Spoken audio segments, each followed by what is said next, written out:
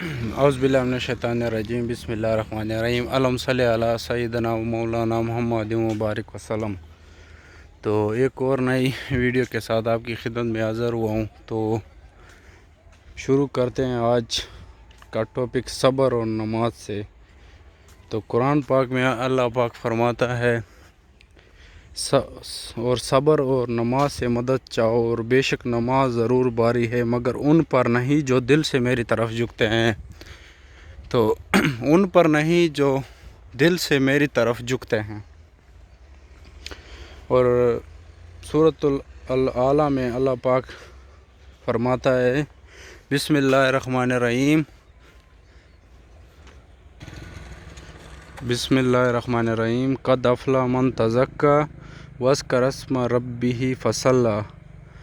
مراد ہوا وہ شخص قرآن سن کر برے عقائد و اخلاق سے پاک ہو گیا اور اپنے رب کا نام لیتا اور نماز پڑھتا۔ اور اگر اللہ تم کو کوئی تکلیف پہنچائے تو اس کے سوا اس کو دور کرنے والا نہیں، اور اگر تم سے کوئی بھلائی کرنے چاہے تو اس کے فضل کو کوئی روکنے والا نہیں۔ وہ اپنے بندوں سے جسے چاہتا ہے فائدہ پہنچاتا ہے اور بخشنے والا ہے، مہربان ہے۔ سورۃ یونس آیت نمبر 107۔ تو اللہ پاک ہر جگہ فرماتا ہے مہربان مہربان، بے شک اللہ پاک مہربان ہے۔ تو اللہ پاک ایک اور سورۃ تنہا آیت نمبر 124 اور 26 میں فرماتا ہے اور جو میری نصیحت سے منہ پھیرے گا اس کی زندگی تنگ ہو جائے گی، اور قیامت کو ہم اسے اندھا کر کے اٹھائیں گے اور کہے گا میرے پروردگار تو نے مجھے اندھا کر کے کیوں اٹھایا؟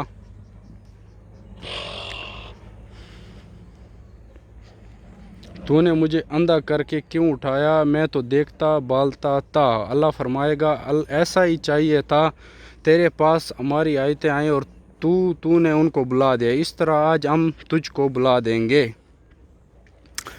تو اللہ پاک بخشنے والا مہربان ہے۔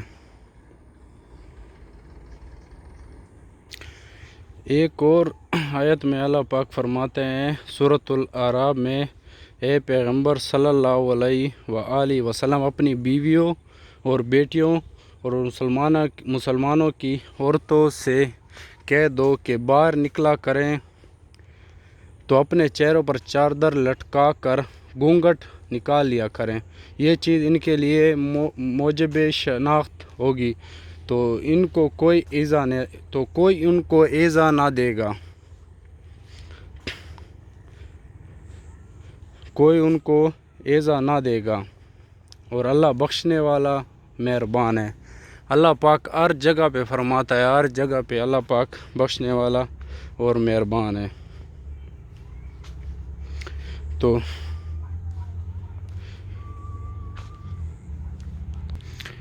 بسم اللہ الرحمن وَأَقِیمُوا الصَّلَاةَ وَآتُوا الزَّکَاةَ وَارْکَعُوا مَعَ الرَّاکِعِینَ، اور نماز پڑھا کرو، زکوٰۃ دیا کرو، خدا کے آگے جھکنے والے کے ساتھ جھکا کرو۔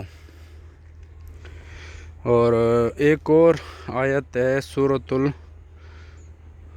العنکبوت 45 کی، تو ان میں اللہ پاک، اس آیت میں اللہ پاک فرماتے ہیں ان الصلاۃ تنہی عن الفحشاء والمنکر، کچھ شک نہیں کہ نماز بے حیائی اور برے باتوں سے روکتی ہے۔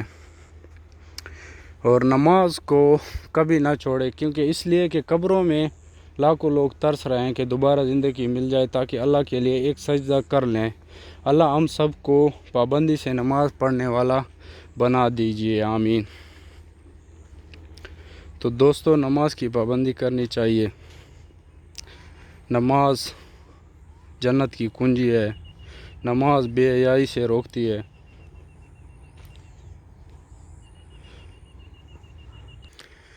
تو اللہ تعالیٰ ہی معبود و برحق ہے، جس کے سوا کوئی معبود نہیں، جو زندہ اور سب کا تھامنے والا ہے، جسے نہ اونگ آتی ہے نہ نیند، اس کی ملکیت میں زمین اور آسمانوں کی تمام چیزیں ہیں، کون ہے جو اس کی اجازت کے بغیر اس کے سامنے شفاعت کر سکے؟ وہ جانتا ہے جو اس کے سامنے ہے اور جو ان کے پیچھے ہے،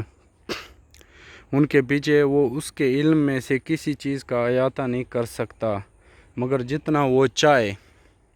اس کی کرسی کی وسعت نے زمین اور آسمان کو گھیر رکھا ہے، اور اللہ تعالیٰ ان کی حفاظت سے نہ تھکتا ہے نہ اکتاتا ہے، تو بہت بلند، بہت ہی بڑا شان والا ہے۔ بے شک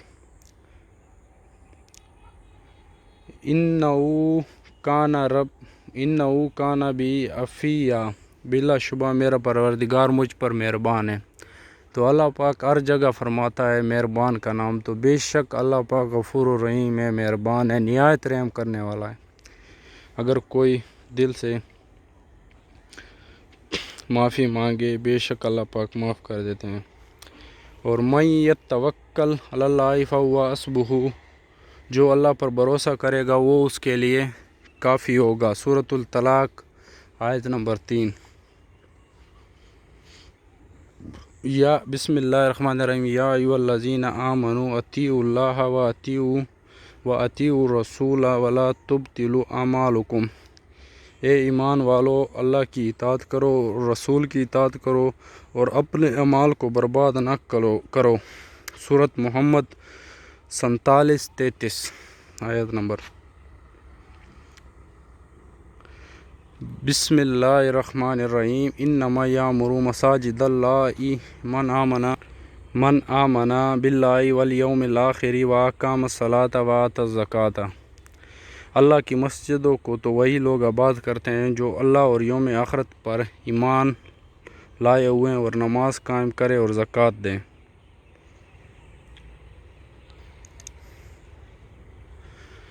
بسم اللہ الرحمن الرحیم، بے شک رات کے وقت اٹھنا ہی ایسا عمل ہے جس سے نفس اچھی طرح کچلا جاتا ہے اور بات بھی بہتر طریقے پر کہی جاتی ہے۔ سورۃ المزمل آیت نمبر 73 اور 74۔ تو اللہ پاک ہمیں نیک بننے کی توفیق عطا فرمائے۔ اور وَهُوَ مَعَكُمْ أَيْنَمَا كُنْتُمْ، اور جہاں کہیں تم ہو وہ تمہارے ساتھ ہے۔ سب سے بڑی بات ہے، بے شک اللہ پاک ہر جگہ آپ کے ساتھ ہے۔ وَهُوَ مَعَكُمْ أَيْنَمَا كُنْتُمْ، سورۃ الحدید میں ہے 57۔ اور یہ لکھا ہوا ہے اور جہاں کہیں تم ہو وہ تمہارے ساتھ ہے۔ اس سے بہت بڑی چیز اور کوئی نہیں ہے۔ بے شک اللہ پاک سب کے نزدیک ہے اور اللہ پاک غفور الرحیم ہے۔ اور جہاں کہیں تم ہو، اس سے اور بڑی بات کیا ہو سکتی ہے؟ چاہے سمندر میں ہو، چاہے آسمان میں ہو، چاہے جدھر بھی ہو، وہ ہمارے ساتھ ہے۔ اور ڈر صرف اللہ کا رہنا چاہیے، خوف صرف اللہ پاک کا ہو دل میں، تو پھر بندہ کبھی بھی گناہ کے پاس دیکھتا بھی نہیں، نہ جاتا ہے۔ گناہ کرنے سے پہلے وہ 100 دفعہ سوچتا ہے جب اللہ پاک کا ڈر دل میں ہو۔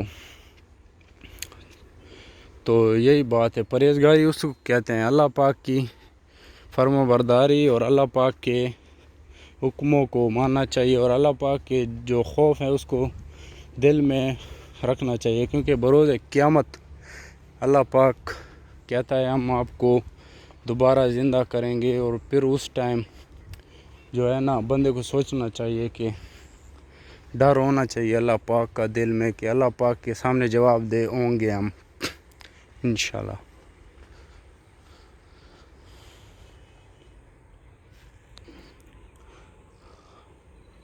تم سب کا معبود ایک ہی ہے، معبود ہے، اس کے سوا کوئی معبود برحق نہیں، اور بہت رحم کرنے والا اور مہربان ہے۔ سورۃ البقرہ 163۔ بے شک اے ایمان والو، صبر اور نماز کے ذریعے سے مدد چاہو، اللہ تعالیٰ صبر والوں کا ساتھ دیتا ہے۔